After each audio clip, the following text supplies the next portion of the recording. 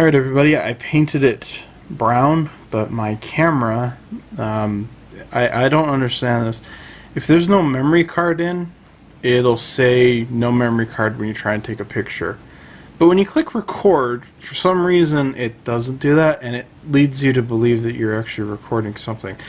So I just sat there with my camera turned on and looking like an idiot when I wasn't recording anything, but I did paint it brown. And again, this was a custom mix of brown that I needed to get rid of. It was for another project, and I just wanted it out so I could rewash and use the bottle again, because I mixed way too much. But anyways, here it is. I painted it brown, and then I painted a darker brown in all these panels, and it's very hard to see it on the camera. Again, I should have gone darker. That was kind of my thing the whole time when I was working on it. It was go darker, and I should have done it. So I did put some or it's not decal film, but liquid, I call it like liquid masking tape, and it's not coming out. Oh no. Come on. Oh dear. It's stuck. Oh, there we go. Okay, maybe I can grab this. There we go. Now let's use some tweezers that can actually aren't as delicate there. That's gonna take me a while to do. Anyways, I'll leave that. So let's remove some tape. You gotta do something, right? You gotta remove something. So this one you can kind of see the different panels better, the different shading, but I was hoping for something a little more dominant, but I'm kind of rushed at this project. I can do that later, so I'm not as worried about it. I'll use the maybe I'll use the Tamiya weathering kits, and those will work out quite nicely. Where am I here? Here we go. I want these and this. So I've got to put some pieces together here. Cool. Cool. That looks awesome. Really love metallic gray. It is.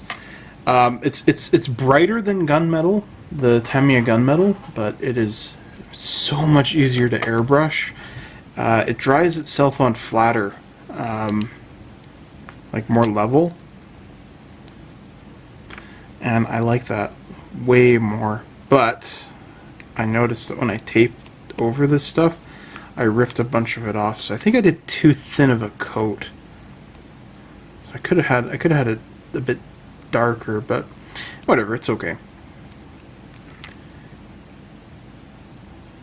I coated it in Future and then put the tape over it. Yeah, it's all done. It's all good. It's all good, bro. It's all good. I used to have a friend who'd always say that. It's all good, bro. I'm gonna smack you.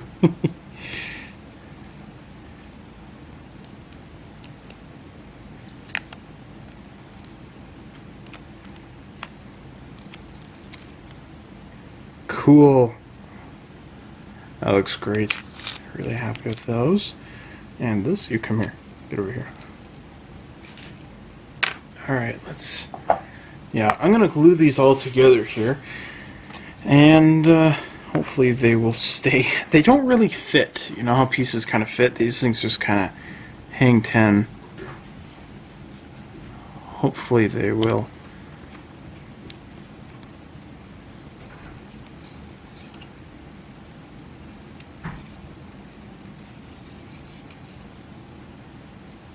Yeah, they kind of want to fall all over the place. Like that. I did that on purpose. I needed an actual example of them falling all over the place. And this thing was like, I'll do it. Plump.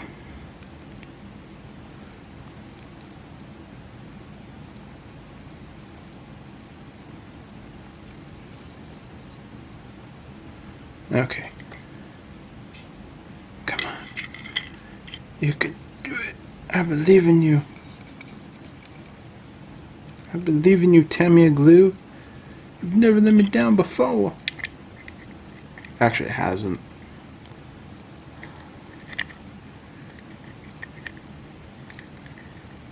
Come on. Did it fit? There. Okay. So what I'm going to do now is I'm just going to kind of wrap this up in tissue paper. That way I don't accidentally scratch the brown.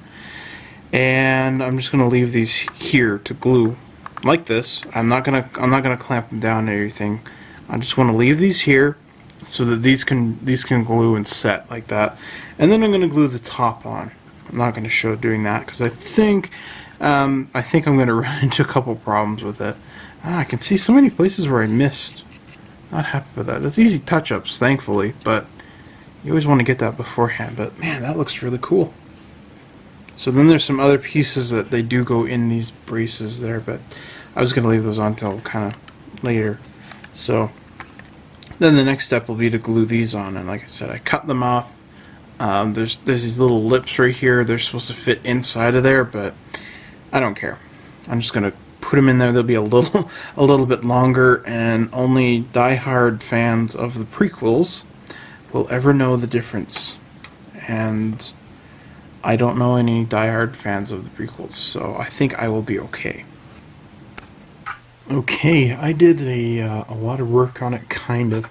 What I did is I glued the top on. I thought it was dry enough, but it actually wasn't. This is going to be really hard for me to show. Hold on. Let me actually glue these dumb things in here. Come in. Come in. No kitty. Okay. And this one can stay. So yeah, I had to basically secure the top with a rubber band around it. It held, and then I glued the guns in place and taped them together. It was quite a mess. So yeah, then I just put that on there and the other piece there, and test fitted it all in. It's actually pretty darn big. It's pretty cool. So my next step here is I have some enamel paint.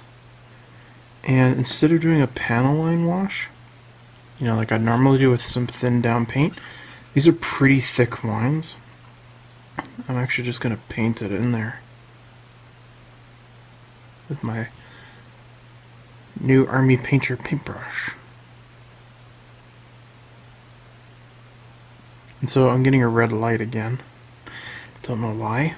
Gotta remember to buy a second battery. So I'm going to just do this to all panel lines. This is just Testors, regular enamel, flat black paint. And I'm just going to go ahead and paint all these lines. Going to go charge this thing up, and then I'll show you what we're going to do next. It's going to be pretty cool, I think. So, momentito. I've got the battery recharged. A couple things I forgot to mention here is I kind of did this wrong by adding these black lines in it. And I'll explain that in just a moment here. What I also did is I went and spray painted the big display base. I spray painted that black. At least I gave it a coat. I just remembered I gotta go do a second coat of that here in a moment. And the next thing I have to do, I'm jumping ahead of myself here. What I need to do next is weather it with silver. So especially like this thing. This part here is so bland compared to the rest. It's just brown. You know, you put the engines on. The engines have detail. You got the two little foot pedals. Got a little detail.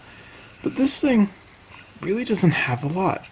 So I'm going to go and do some research, maybe watch parts of the movie where these things are in, look at some of the models that they actually used and see what they did, just to give it a little bit more life. Because again, it's just brown.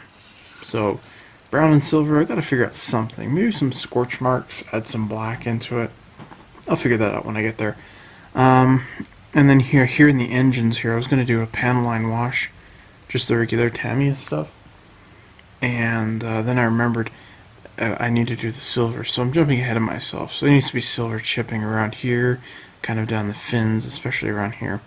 Then I can do a panel line wash and all that jazz. And yeah, for that I'm just going to use this stuff here. Tamiya Panaline accent color. So I just wanted to show this.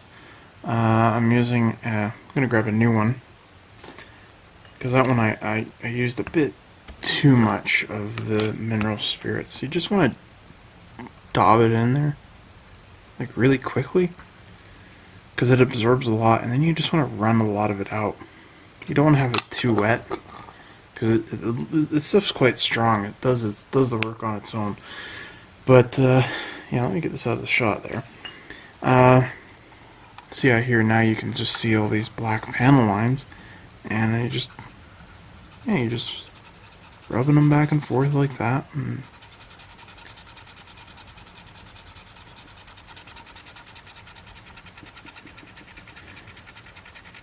when you're doing this, what you're also doing is as you're going back and forth, you're also turning this slowly.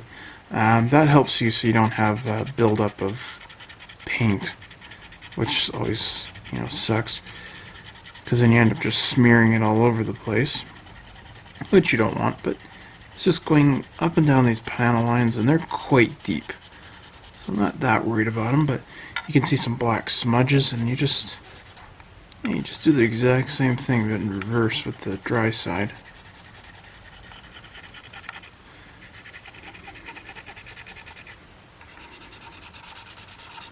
What I like to do sometimes with the model, like especially if it's big like this, is to grab a big flat brush like this, and again you just moisten it in the mineral spirits, and you just pull it across, and it makes these nice streak lines down it.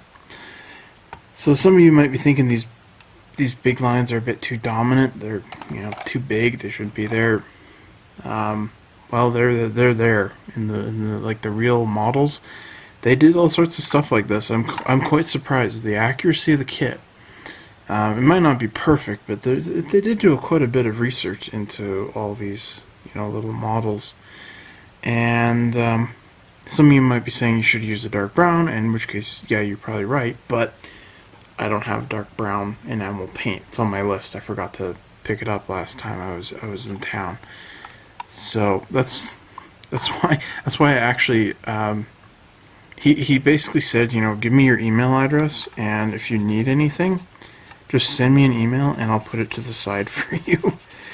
And that's what I've been doing basically. So yeah, I've got a couple paints on standby that would have been sold by now. He told me that when I called him up, because he also put stuff on his Facebook page and email of new kits coming in. So basically every week I'm calling him. Well, I should say every week. Every week he posts something and I find something good that I want, I'll call him up and just say, hey, how you doing? He says, yeah, hey Tim, bet you know why I'm calling. And he goes, I sure do. So that's actually why I have the Kate and the Wildcat, is because of that. So anyways, I'm rambling on about other things. I'm gonna go clean this up here, and then I don't know what I'm gonna do next. I'll figure that out when I get there. When I get finished with this, I gotta start planning out some stuff here, cause it's clean. I gotta go do some more research on how to weather this thing. Not weather it, but what it looks like weathered. That's really what I want, and I'm gonna see what a couple other modelers have done. Trying to get some ideas of how to go about this thing, because I'm kind of drawing a blank.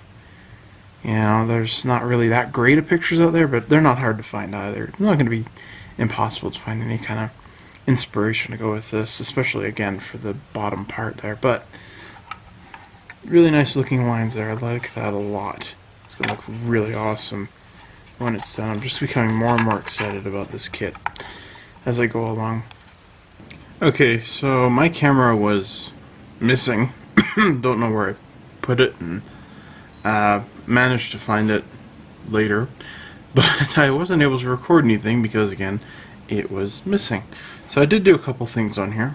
I've painted the display stand black and very crudely painted all the lettering in here. This is going to be a second coat. This is enamel, just testers, flat red. There's nothing really special about it. I'm going to do, like I said, I'm going to do a second coat of this, possibly third, especially on the Star Wars here.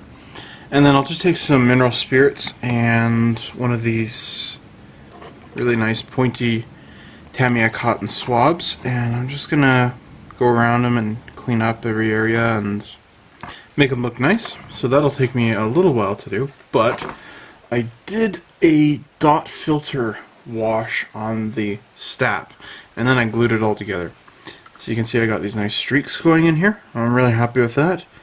Bunch of blues and blacks and there's a little yellow in there. It did come through, which I was happy about. Sometimes it doesn't. So this is not done yet. I still have to do the pedals, and there are some pieces that go on the handlebars, these kind of braces, these things here. They've got a wash on them, but I have to clean them. So now I'm going to go up into kind of steady cam view here. I'm going to put this up and let me move the camera so you guys can see what it looks like, and hopefully I'll be able to describe properly what I was doing here. So here she is. You can see it's pretty darn tall, and like here it is next to the battle droid. Let me just straighten out the legs. So battle droid's almost as tall, but looks pretty good. I'm really happy with it, actually. I left it here on my desk when I came to it in the morning. I was really happy with it. I did some silver weathering in here. Don't know how well that'll pick up, but it is there. That was just done with a sponge, and then it's like some of the bigger chipping areas, like on top here. This was done with a paintbrush, and yeah, then just the nice streaking. Again, I'm really happy with how those lines came out. I learned, if I've tried it before and I've never really got it to work. This is the first time I've really been able to get it to work, a dot filter wash. So I'm really happy with that. And then yeah, what I did then next is I put these pieces here. I put them together, and they kind of fit just to themselves. They're very hard to move because of the paint in between. Kind of clamps them together nicely. And I cut out the pins. That was my big thing. There's pins here and a pin here. And so I cut them out so I could just set it in here when it was done. And was able to just glue these, and they're in there really tight. So they're not going anywhere. I was really happy about that. I was worried I was going to have to use super glue, but to my very good surprise, they don't have to. It's just hung in there by itself.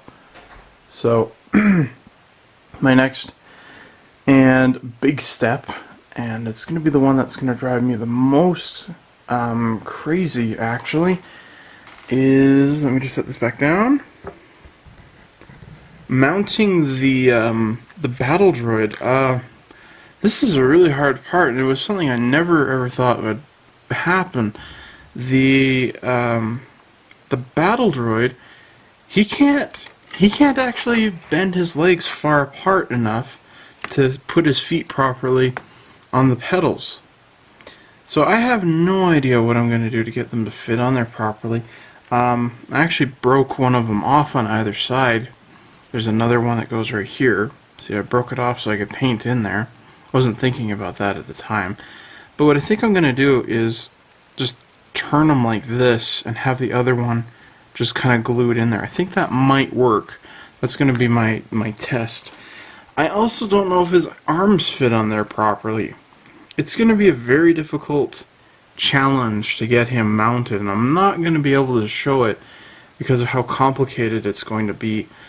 And I'm hoping, I don't want to use a whole bunch of super glue. I'd rather use styrene cement, because super glue does have a tendency to sometimes just break apart whenever it wants to. But I'll have to figure it out, and it's gonna be just a rotten challenge. But I will make do with what I can. I've only ever seen finished builds of this kit, like in forums and things like that. I've never actually seen someone going step by step building this thing, so I'm kind of having to fly by my own handlebars at this point because it is a complicated kit. Usually a kit I can figure out on my own. But this one is actually, it's testing me to how to keep it all structurally sound while he sits on there. So anyways, that's what I'm going to go do right now, is figure all that out. But again, I'm really happy with how this thing turned out. And yeah, like I said, I'm becoming more and more attached to it. I don't want to give it away. It just looks, I think it looks really cool. Even if it is a prequel thing, I'm just really happy with how it's all turning out. Maybe I'll have to get the Slave 1. That way I can replicate a whole bunch of this fun weathering and I get to keep it for myself. So, yep, that's about it for me for right now.